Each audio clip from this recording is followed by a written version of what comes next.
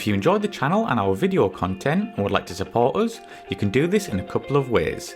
You can sign up to our Patreon site, which is a monthly subscription to one of our 4 tiers, each giving you something different from early access interviews up to exclusive unseen footage. There's also the option of a one-off donation via PayPal, which allows you the option to donate an amount of your choice. Both options really help to keep this channel going and to continue putting out regular content for you good folk. So please take a look at aircrewinterview.tv/donate, and I thank you in advance. Thank you and enjoy.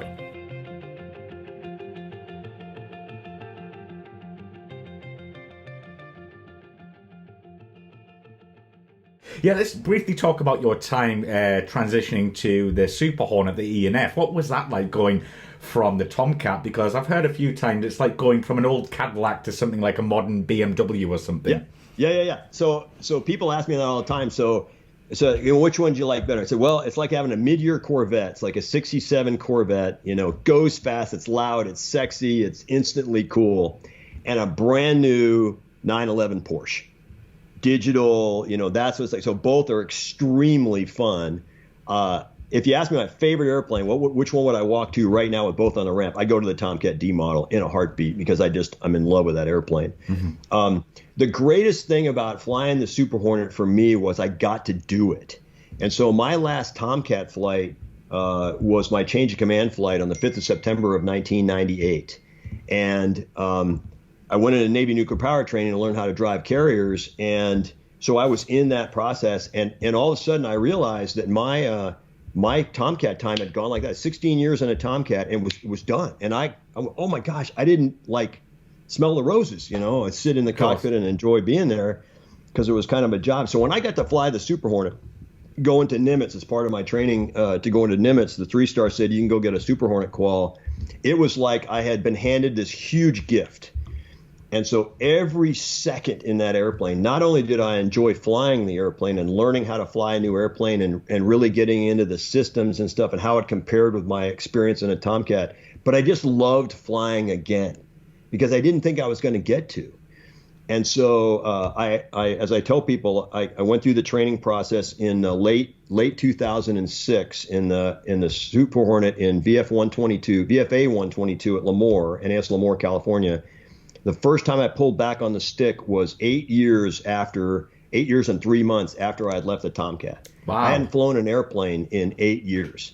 And within 20 seconds, I was back at home. I mean, I literally put the gear up and I instantly was able to fly the airplane with the same precision I did the Tomcat.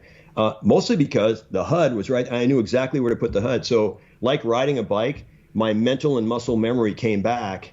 And now I just had to think about, okay, how much throttle does it take to make this airplane do that and how much stick? And so when we went out and did our initial maneuvering, I figured it out. And we went into landing pattern in China Lake less than a half hour later. And I was banging out arrested FCO Pete style landings with a centered ball the whole way. The lieutenant in the back is a kid named Blue Hannum. He's a lieutenant. He was my instructor. And we were going down on this hop to get me a bunch of hours in the Super Hornet. And so as we went into China Lake to do the touch and goes in there, I came very comfortable into a carrier brake, 600 feet, big brake, 7.5 Gs around a corner, put the gear and the flaps down, came around, not very much straight away, centered ball to touchdown, boom, tower gives us a downwind at our discretion. Almost immediately after touching down, banking the airplane off the runway and doing little circles, coming around the corner, centered ball every time, 8 times. And all of a sudden, Blue comes up over, and he'd been pretty silent. He's a fairly quiet guy. And all of a sudden, after like the 8th touch and go, he comes up with this big expletive on the IMC. He says, screw you, sir, like that. And I go, what?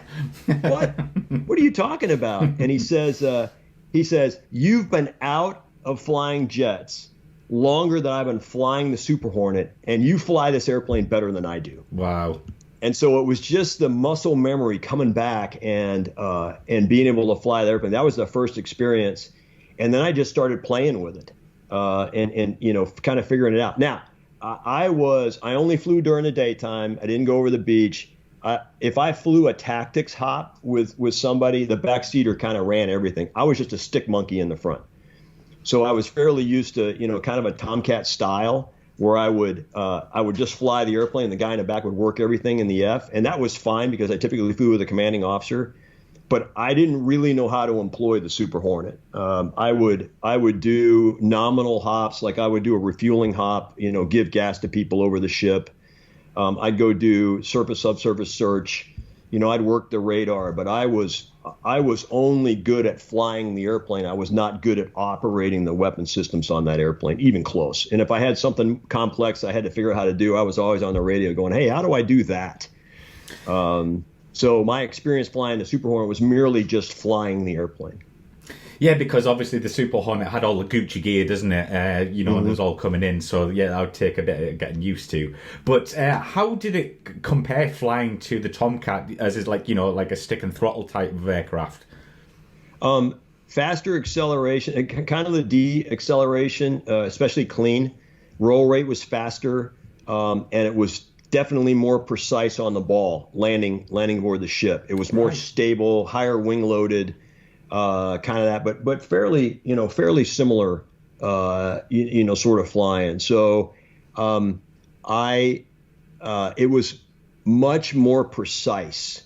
I figured out how to, so Tomcat stick movement's fairly big, but you figured out how to do that. Kind of like I would, get good at driving a truck, and it's sort of bigger, and now you're driving a car, and now it's a little bit less and more maneuverable. It's kind of like that, but I will tell you, when I was flying the Super Hornet, I wasn't comparing like, oh my God, not after a few hops in the airplane, I wasn't going, hey, this is different than the Tomcat. I wasn't feeling the differences. It was just, I kind of figured out how to fly it. But the one funny story about the Tomcat and the Super Hornet is I got pretty good at breaking the airplane at the ship. Yes. So pretty good doing a shit-out break, in the Tomcat at the ship. And I figured that one out and the techniques to do that. And so in a Tomcat, very briefly, you could come into the ship at 600 knots, a little lower, a little bit of angles off, and right before the back of the ship, just wrap the airplane up and pull the 6.5 Gs. Give it a little bit of power, pull to idle, and just arc the airplane around. And the way that the Tomcat aerodynamics worked, you ended up about a mile of beam, and so you just kept it coming in this big turn. Mm-hmm. And so I would putting the wings out. You're supposed to put the wings out from 68 to 20 degrees wing sweep with your thumb switch at passing 300 knots in the brake. But you always wait till 250, and you put the wings out, throw the gear down. And it's slow into flap speed. Throw the flaps down at 220. The hook's already down, and now you're just slowing down around the corner. But the geometry is kind of like this circle, right, coming around. So I got qualified in the Super Hornet. I come out. I'm the captain of Nimitz, and got a lot of fighter hours. People know I'm fighter hours. I'm an LSO, landing signal officer. So one day I decide I'm going to do a shit-out break in the Super Hornet, very first time. So I come into my ship, the Nimitz. Everybody's on the deck. I'm last. I'm the only guy airborne. Oh, boy, here comes the captain. This is going to be cool. And so I get to the brake, and I yank the airplane like I always did the Tomcat. And because the Super Hornet has a living wing and turns way better than the Tomcat did, I ended up doing a pirouette right over the ship. Wow. And I'm looking straight down at the LSOs. I haven't pushed the airplane a mile away. I am right over the top of the ship. And I go, oh, no. So I kind of sheepishly rolled the airplane out. I overbanked. I went out to the back end of the ship, turned all the way around, and came back. Of course, got a no grade for just looking stupid. And the LSOs walk in and they go, "Get the hell, Cat!" They're laughing at me. The whole LSO team, huge grins on their faces. What was that? And I go, I tried a shit-out break and I couldn't do it. And so one of the LSOs, the 103, the VFA 41 LSO says, "Captain, get a cup of coffee. I'm going to teach you how to break the Super Hornet." And so we sat down, and the way you break the Super Hornet is you don't just yank it around the corner. The first 90 degrees is 7.5 Gs. And in fact, if you want to be really shit-out, you stroke the afterburner right as you do it. And then you bring it back to idle real quick because you're accelerating the airplane. So you break it 90 degrees. And then you unload it. You shove the stick forward so you're ballistic, and you drive out 1 potato, 2 potato, and you break it again at the 180.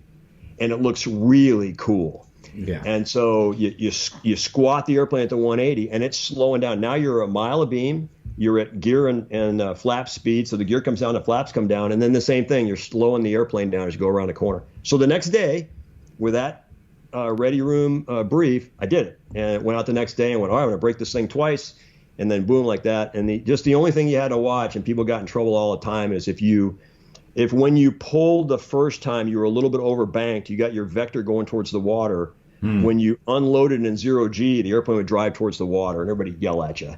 Watch your altitude, watch your altitude. You got to roll out and then come out, and you look bad. So you have to make sure that when you do that, you've got to break level, so that when you do the ballistic part, you are level with the water and not heading down into the water.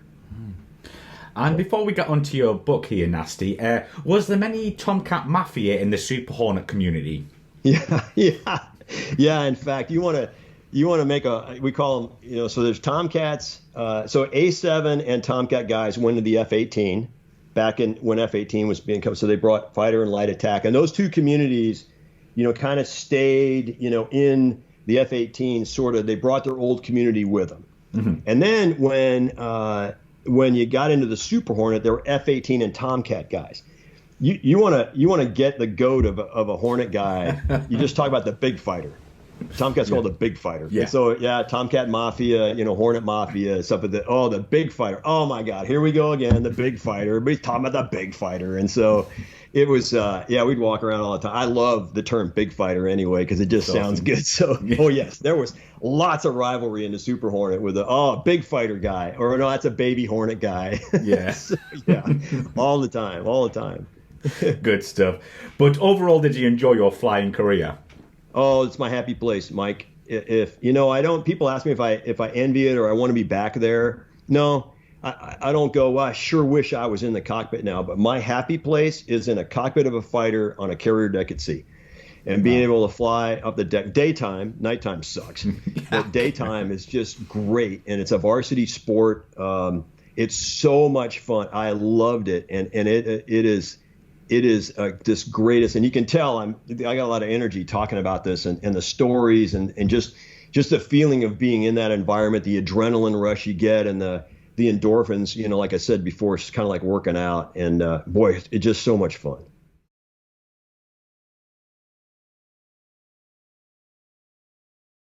But Nasty, let's talk about your book, Learn How to Lead to Win. Can you tell us where this idea came from, and what was it like writing? The stories, the book has 33 stories in it that started from when I first had the vision to go to the Naval Academy, kind of a group, all the way to retiring as a 2-star admiral in 2017. So from 1974 all the way to 2017, my journey through the U.S. Navy to retirement is what the book's about. And I found that, first of all, they're good stories. And then attached to each story is a leadership lesson, because in my careers, especially in 1997, when I was preparing to be the commanding officer of VF-31 Tomcat, I was flying the F-14D. I had been the executive officer for a couple of years, and I was preparing to be the commanding officer. And all of a sudden, the weight of command really started to kind of enthrall me. Like, okay, why? And I literally remember sitting at the U bar in the Oceana O Club and asking my buddy next to me, why is morale important?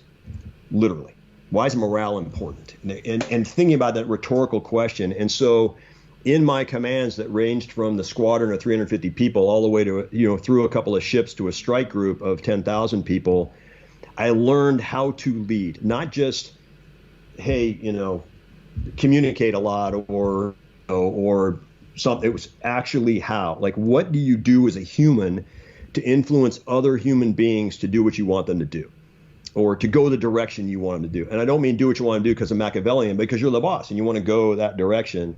Lead from the heart, connect with people from a human perspective. Don't lead with your title. Be approachable, be vulnerable, those kind of things. And that idea has been rattling around in my head for a long time. And I would tell, whenever somebody would ask me about, leadership lessons, I always had a story, not just an answer, but a story. And I was sort of shocked by that. And so it kind of rattled around in my head. And a year ago, the guy who's my business partner now, I was connected to him. We become very, very close. And he said, "Hey, you should write a book." And I go, "I don't have any time. I'm working full time." And he says, "Hey, you get that transcription software that Dragon. You talk into a microphone. It does a Word document, and I'll help you do it." And so basically, what we did was take my ideas of leadership and talk into a microphone, put them into a rough draft, and then squashed it down together. The process took from the middle of last April through self-publishing processes on Amazon, and we launched it on the 2nd of February of this year.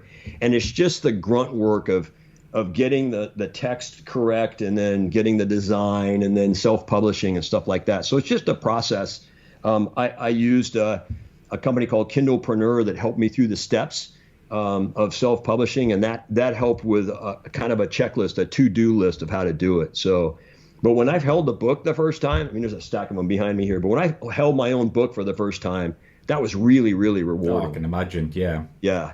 So it's cool because it's all these great stories, and then there's a leadership lesson plugged into each one of them. There's 33. I actually have more stories than that on the cutting room floor. But the ones that were very, very impactful to me that I hope will be impactful to the leaders.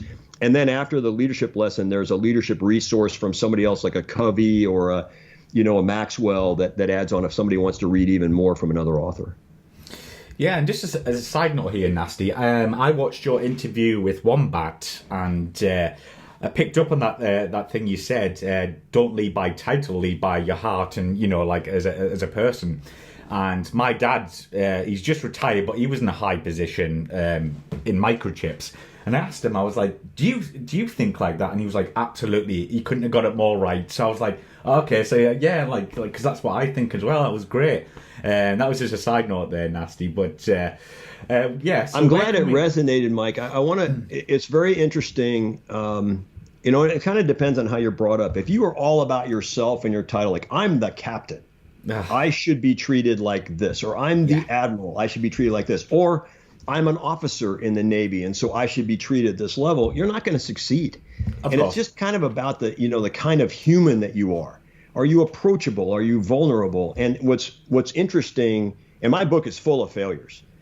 So the other notion here is well, look at you. I mean, you went to Naval Academy. You got to fly fighters. You're a Top Gun grad. You commanded like an aircraft carrier. You're a 2-star admiral. I mean, you're just full of privilege. You know how much work it took to do that? Exactly. And the failures I had along the way, where I thought I was done. That the book is loaded with that, because I always thought it was better to tell people who were coming in behind me what it was like to fail and recover from failing and get to where I was. Yeah. And to share with them, hey, I'm not all of that. I mean, I'm the same as you. I just worked through all these hurdles, same challenges in life, and overcame those challenges and got to do this stuff. But it's a very crooked path full of barriers, and got to climb down and climb back up and all those kind of things. So I hope that message comes through in the book too. Yeah, I'm sure it does. And yeah, because we're all human, we all fail, and like learning from failure is a good thing. It's just now in our society, we seem to have like little things. It's like, I will destroy anyone in my way to get what I want. And it's like, that is not a good thing. That is never a good thing. But so where can we find the book online, Nasty? Is it just on Amazon, or is it anywhere else? It is on Amazon. We've recently started to push it out a little bit, but the most prevalent place is on Amazon. It's in paper and hardback and ebook. I also narrated my own audiobook on there too, so it's on Audible and iTunes.